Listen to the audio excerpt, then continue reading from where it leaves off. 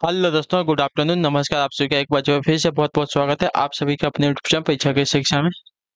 जो भी क्लास में फर्स्ट टाइम आए हैं, पहली बार आए नए बच्चों को बताया हमारे पे आपकी यूपीटी पीसी पीटी एग्जाम 2025 की आपको तैयारी साथ ही रेगुलर बेसिस पर डेली का तो जिसे भी तैयारी पूरी करनी है, कंप्लीट करने चैनल को सब्सक्राइब करके हमारे साथ जो क्लास का समय देखिए। जीके जीएस की जो है 10 बजे डेली आप सभी को देखने में, ग्राफर मैच की क्लास जो है दोपहर को 2 बजे, और हिंदी की जो क्लास है शाम को 7 बजे आप सभी को देखने मिलते हैं। इसी टाइम पे आप सभी को क्लास से जोड़ के तैयारी को पूरा कंप्लीट करें। नीचे डिस्क्रिप्शन में इंस्टाग्राम टेलीग्राम का लिंक मिलेगा, तो आप इंस्टाग्राम पे फॉलो करेंगे, टेलीग्राम चैनल को ज्वाइन करेंगे। टेलीग्राम चैनल पर डेली बेसिस पे क्लास का अपडेट और आपके एग्जाम का अपडेट जो है देखने को मिल जाएगा साथियों। ठीक है, 6 और 7 सितंबर को आपका एग्जाम है। तो आज है आपकी 6 तारीख, तो आज सभी का जो एग्जाम है, जिसने भी अगर क्लास को देखा है वो लोग जो है कमेंट में बताइए आपका क्लास एग्जाम जो है कैसा गया है। ठीक है, और जिसका भी कल एग्जाम है उन सभी को ऑल द बेस्ट। अपनी तैयारी को अच्छे से और प्यार से कीजिएगा। ठीक है, ध्यान से कीजिएगा। अगला चलिए, पहला क्वेश्चन का 96 नंबर है, ध्यान से देख के बताएंगे। दो संख्याओं का योग उनके अंतर के 9 गुना के बराबर है, तो संख्याओं का अनुपात कितना होगा। ठीक है, चलिए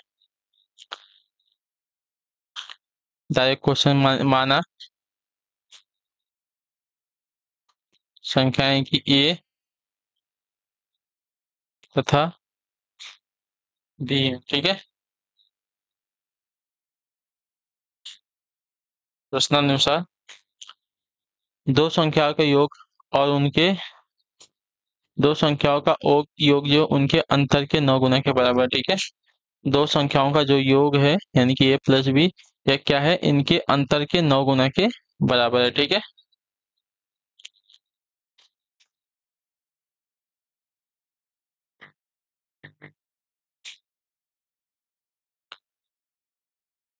ठीक है,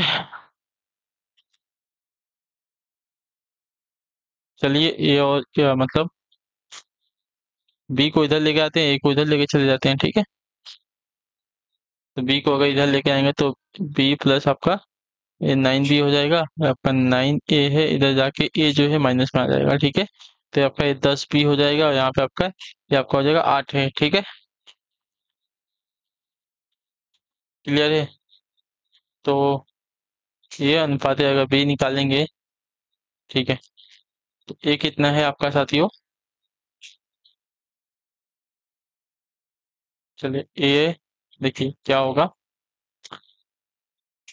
बी इसके नीचे चला जाएगा, 8 इसके नीचे आ जाएगा। ठीक है, तो ए आपका हो जाएगा 10 और बी हो जाएगा साथियों आपका 8। तो इसको अगर और छोटा करेंगे, 2 5 10, दो दूनी के 4, यानी कि 5 अनुपात 4 आपका आंसर आएगा। ठीक है, ऑप्शन नंबर हमारा ए राइट हो जाएगा। ठीक है, क्लियर सभी को।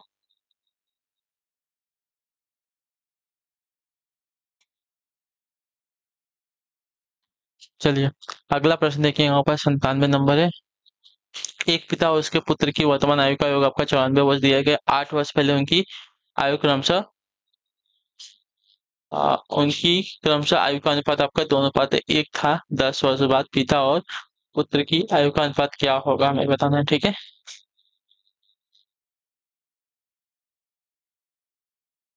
चलिए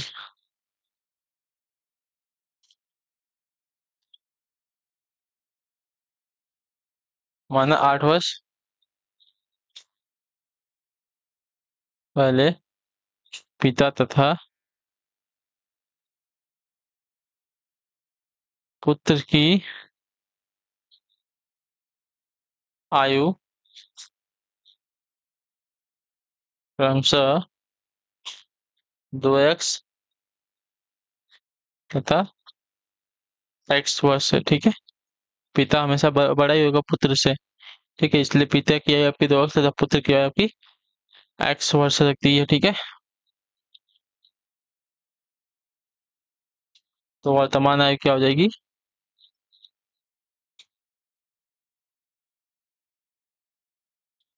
वर्तमान आयु क्रमशः आपकी 2x + 8 तथा x + 8 होगी। ठीक है,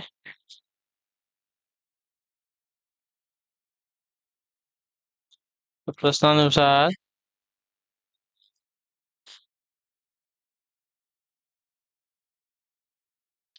एक पिता तो उसके पुत्र की वर्तमान आयु का योग आपका 98 दिया गया। ठीक है, 8 वर्ष पहले उनकी आयु क्रमशः आपकी 2:1 था, ठीक है। 10 वर्ष बाद पिता और पुत्र की आयु का अनुपात बताना है, ठीक है।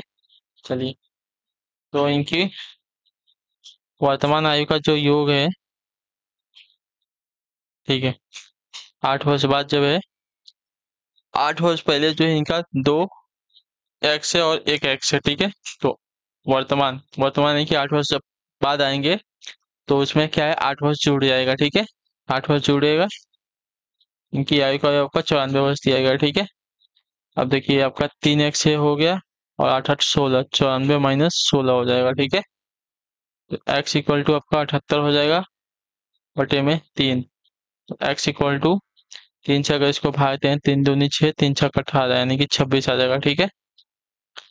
चलिए, अब 10 वर्ष बाद इनकी आयु का अनुपात निकालना है, ठीक है। x की आयु तो हमें मिल गई, ठीक है, यानी कि पुत्र की आयु मिल गई है हमें, कितनी है साथियों, वर्तमान आयु 26 है, ठीक है। 10 वर्ष बाद आयु का अनुपात निकालना है हमें, ठीक है। 2 × 26 प्लस है आपकी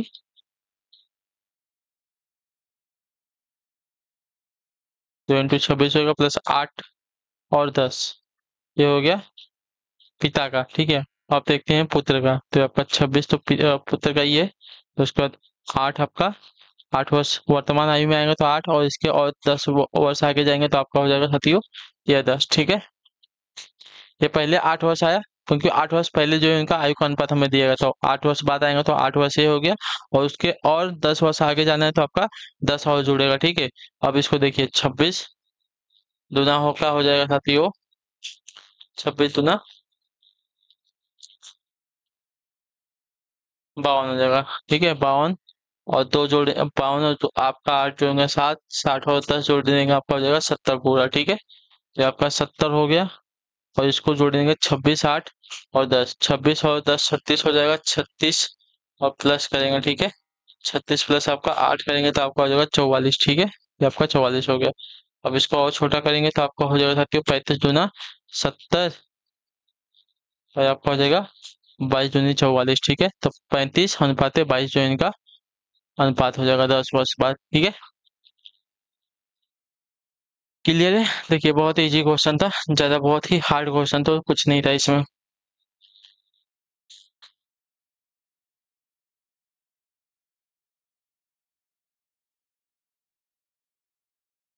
चलिए, अब आते हैं आपका 98वां प्रश्न, क्या दिया गया ध्यान से देखिएगा।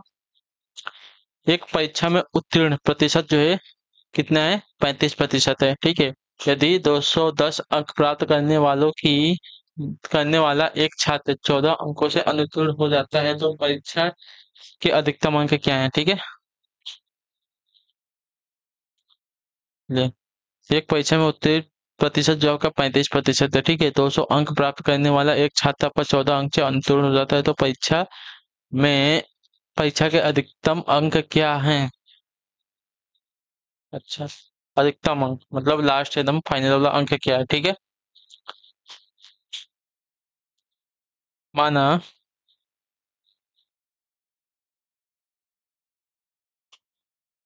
परीक्षा का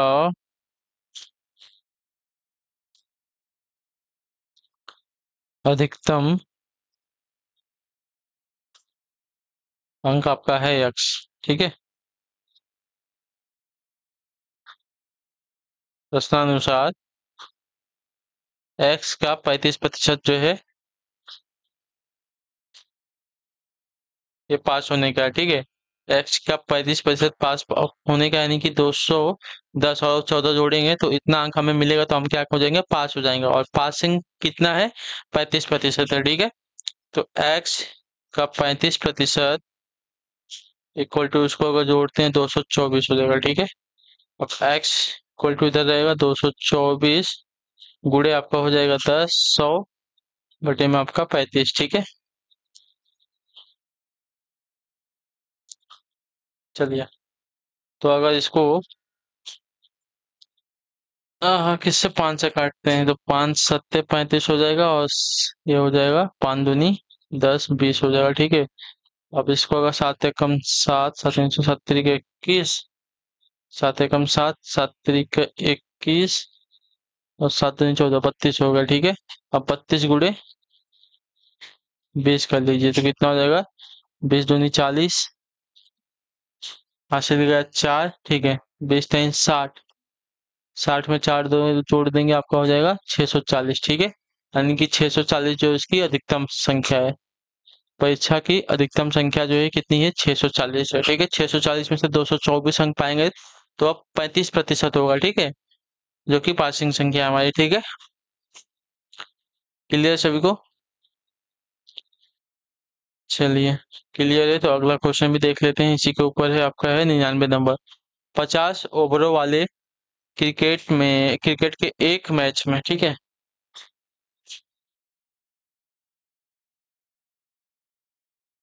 50 ओवर वाले क्रिकेट के एक मैच में पहले 20 ओवर में रन रेट आपका 5.2 था। ठीक है, 344 रन के लक्ष्य तक पहुंचने के लिए शेष 30 ओवर में रन रेट आपका कितना होना चाहिए? ठीक है,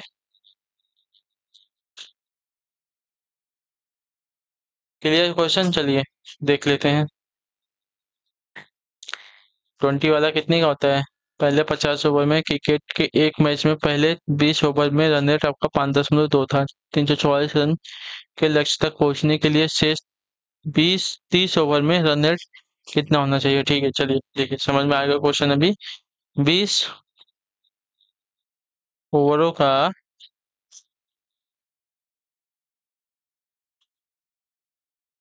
औसत रन, ठीक है, 5.2 है। ठीक है, इसलिए 20 ओवरों में बने कुल रन 20 × 5.2 हो जाएगा। 104 रन बने। ठीक है, 20 ओवर में कुल अभी 104 रन बने। अभी उसको इतना रन बनाना है उसमें से। ठीक है, यानी कि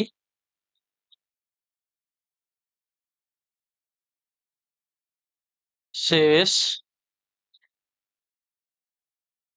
50 - 20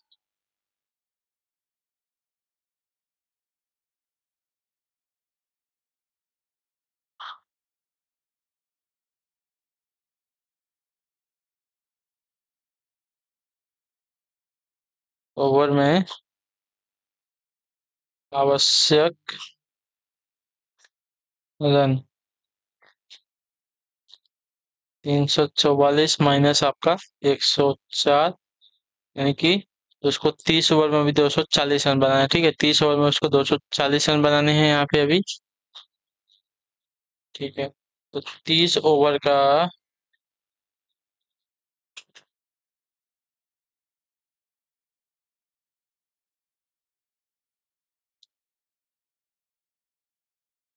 30 ओवर में आवश्यक रन रेट ना 240/30, 0 0 3 8 24, यानी कि अभी 8 का औसत चाहिए उसको। ठीक है, 3 ओवर 30 ओवर में जो अभी उसको 8 रन का औसत चाहिए। हर ओवर में उसको 8 रन बनाना पड़ेगा, तब जाके जो है उसका 240 रन बनेगा 30 ओवर में। ठीक है, चलिए 100 नंबर है। एक पेड़ पर कुछ तोते बैठे हैं। ठीक है, पेड़ के नीचे बकरियां चल रही हैं। उनके पैरों की संख्या 90 है और सिरों की संख्या आपकी 35 है। तो तोते की संख्या ज्ञात कीजिए। ठीक है, चलिए इजी क्वेश्चन है, ज्यादा हार्ड नहीं है। अगर आप ज्यादा हार्ड समझेंगे तो आपको हार्ड ही लगेगा। ठीक है, माना तोतों की संख्या जो है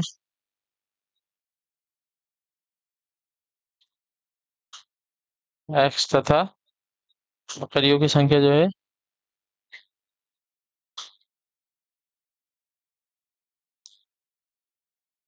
संख्या जो है आपकी y है। ठीक है,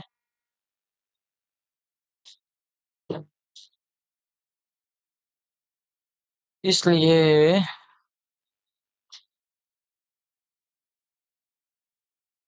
कुल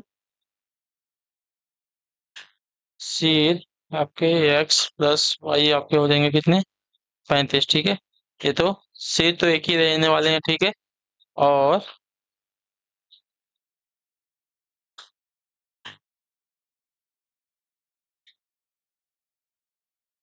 कुल पैर, दो पैर आपके तोते को हो जाएंगे और चार पैर आपकी बकरिया के हो जाएंगे। ठीक है, इनकी जो संख्या है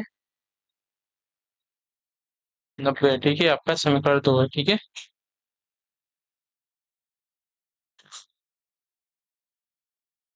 या तो फिर एक और समीकरण इसमें बन सकता है, या चलिए हम तोते के पैर नहीं पकड़ते हैं, एक ही पकड़ते हैं, तो ये बकरियों को दो पैर पकड़ लेते हैं, तो ये आपका हो जाएगा, इसका आधा हो जाएगा। ठीक है, जब इसको सॉल्व करेंगे इसमें से दो कॉमन ले लेंगे, तो इसको हम ऐसे भी लिख सकते हैं। ठीक है, जब इसको सॉल्व करेंगे दो कॉमन लेके आपका इसमें से दो निकाल लेंगे, तो यहाँ पे दो बचेगा, इसको आधा कर देंगे तो आपका हो जाएगा 45 90। क्लियर है? अब देखिए समीकरण एक तथा दो